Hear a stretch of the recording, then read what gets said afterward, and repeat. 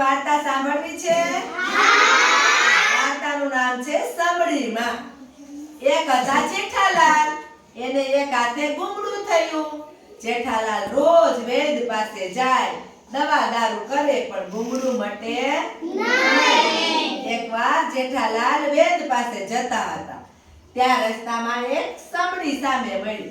સમડી કહે, જેઠાભાઈ, જેઠાભાઈ, આ તમારા હાથે શું થયું છે? જેઠાલાલ કહે, જુઓ ને સમડી બેન, આ કેટલાક સમયથી આ ગુંગળું થયું છે. ફૂટતુંય નથી ને ફાટતુંય નથી. ફાટે નહીં, ફૂટે નહીં, એટલે મટે નહીં. સમડી કહે, અરે એમાં તો શું, ગુંગળું હું ફોડી આપું, પણ એમાંથી જે નીકળે ને એ મારું. જેઠાલાલે તો ગુંગળું બહુ જ દુખતું હતું, એટલે કે હા, જે નીકળે એ તમારું. એમાંથી નીકળી સુઈ નીકળશે, કા થોડુંક લોહી નીકળશે, કા થોડુંક પરું નીકળશે. લોહી પરું સિવાય ગુંગળામાં હોય શું? જાઓ તમારું. સમડી બેને તો પછી જોરથી ચાંચ મારી ગુંગળું ફૂટી ગયું. અને સરસ મજાની રૂપાળી દીકરી નીકળી. હવે દીકરીને જોઈને જેઠાલાલ ફરી ગયા. હવે કે આવી દીકરી દેતા કેમ જીવાલે? કે ના, હું નહીં આપું. સમડી બેન કે તમે પ્રોમિસ કર્યું છે. જેઠાલાલે કચવાતા મને દીકરી દઈ દીધી. સમડીમાં તો દીકરીને લઈને માળામાં આવ્યા. દીકરીને તો એ ખાધે પીધે કોઈ વાતની ખોટ ન પડે એ ઉછેરે છે.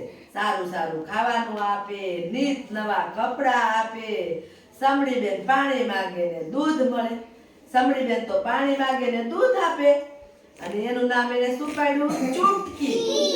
ચૂટકીને જે જોઈએ હાજર. એકવાર ચૂટકી બેન કે, માં મારે ચંદનહાર જોઈએ. ચૂટકી બેનને સમડીમાં એ કહ્યું, ચંદનહાર આપું, પણ આજ મળે, કાલ મળે, 5 દિવસ પછી મળે, નક્કી નહીં ક્યારે મળે. કારણ કે ચંદનહાર તો નગર શેઠના ઘરે હોય, કા રાજાના ઘરે હોય, ત્યાંથી લાવતા વાર લાગે. ચૂટકી કહે, કાંઈ વાંધો નહીં, પણ ચંદનહાર આપો. પછી તો સમડી બેન ફર કરતા ચંદનહારની શોધમાં નીકળી પડ્યા. જયવીરભાઈ, તમારી વાર્તા કેવી છે? પછી સમડી બેન તો ચંદનહારની શોધમાં નીકળી ગયા. 1 દિવસ, 2 દિવસ, 3 દિવસ, 4 દિવસ થયા. ચૂટકી તો આમ જુએ, તેમ જુએ, માં ક્યાંય દેખાય નહીં. હવે શું કરવું? ચૂટકી બહુ રાહ જોવે, પણ માં દેખાય નહીં. એવામાં ત્યાં રાજકુમાર નીકળ્યો. રાજાનો દીકરો રાજકુમાર હતો ને, એ શિકાર કરવા નીકળ્યો. એને આ ચૂટકીને જોઈ. પછી તો એ ચૂટકીને પોતાના ઘરે રાજમહેલમાં લઈ ગયો. બરાબર 5મો દિવસ ઉગ્યો ને સમડીમાં ફર કરતા માળામાં આવ્યા. ચૂટકીને દેખી નહીં. સમડીમાં તો એ મારી ચૂટકીને કોણ લઈ ગયું, કોણ ઉપાડી ગયું, રડવાનું ચાલુ. સાદ દે ચૂટકી, ઓય ચૂટકી, એ ચૂટકી, ક્યાં છો? પણ ચૂટકી હોય તો જવાબ આપે ને, એટલે જવાબ મળે નહીં. પછી તો ચૂટકીને ગોતવા માટે સમડીમાં નીકળી ગયા.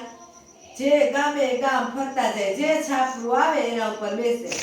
મારી ચૂટકીને, મારી રાધિકાને કોણ હરી ગયું, કોણ જીતી ગયું, કોણે દીધા વનવાસ, કોણે દીધા વનવાસ. આવી રીતે ગાય. એક ગામ ગયું, બીજે ગામ ગયું, ત્રીજું ગામ ગયું, ચોથું ગામ આવ્યું. છાપરા ઉપર બેઠા વળી ગાવાનું ચાલુ કર્યું. મારી ચૂટકીને, મારી રાધિકાને કોણ હરી ગયું, કોણ જીતી ગયું, કોણે દીધા વનવાસ, અરે કોણે દીધા વનવાસ. બધાય સાંભળે, બધાય જુએ, પણ ચૂટકી હોય તો આપે ને. એમ કરતા સમડી દે. આખા એક રાજાનો મહેલ હતો. ત્યાં ગયા ને મહેલ ઉપર બેઠા. વળી ગાવાનું ચાલુ કર્યું. મારી ચૂટકીને, મારી રાધિકાને કોણ હરી ગયું, કોણ જીતી ગયું, કોણે દીધા વનવાસ, કોણે